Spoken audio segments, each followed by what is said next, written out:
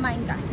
Hello guys, ayan. Very short video lang to. Galing kami sa Minano.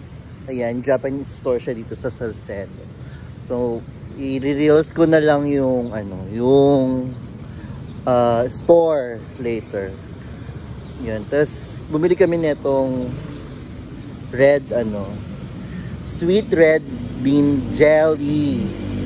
So, itatry namin. Kay Mami Lisa, ganun din. Pero ibang version. Sa akin, product of 7-Eleven Japan. Sa kanya, Japan lang talaga. So, Japan made. So, social talaga yung mga packaging sa Japan. May easy open kineto. Let's try. Ay, parang yun. Diba parang yung mga dilata, yung mahihilain ka lang. Sweet. So, ayan, kalalabas lang namin. Nga lang siya. So, in between siya ng Rufino at saka De La Rosa. Yung Minano.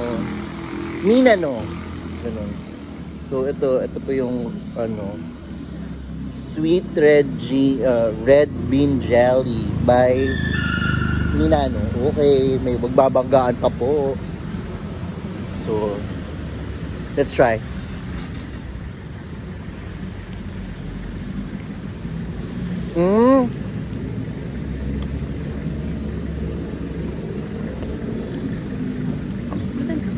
Masarap siya. Pero, very Pinoy yung lasa.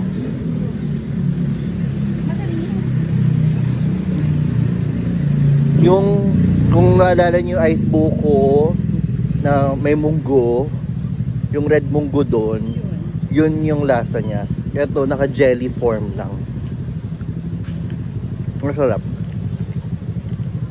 So, yung pagka-jelly niya, napaka-smooth ng texture. Hindi siya yung parang yung jelly sa atin, yung parang glass na madulas ganyan. Ito talaga siya firm yung pagka-jelly niya. Parang akala mo parang yes, Salcedo. Parang akala mo matigas siya pag hawak mo siya, pero pag kinagat mo siya,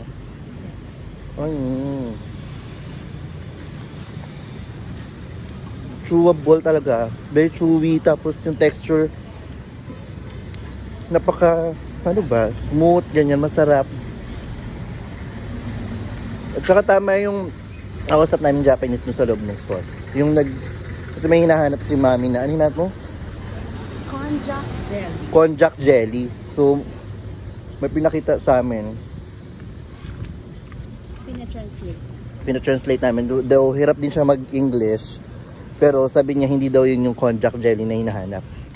So we end up seeing these jellies na masarap.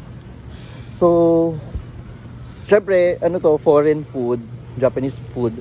Yun nga lang medyo pricey. 75 pesos siya. Pero iba nga dyan, nakakagastos ng kape, 100 plus, 200 plus. Ito worth naman siya, i-try.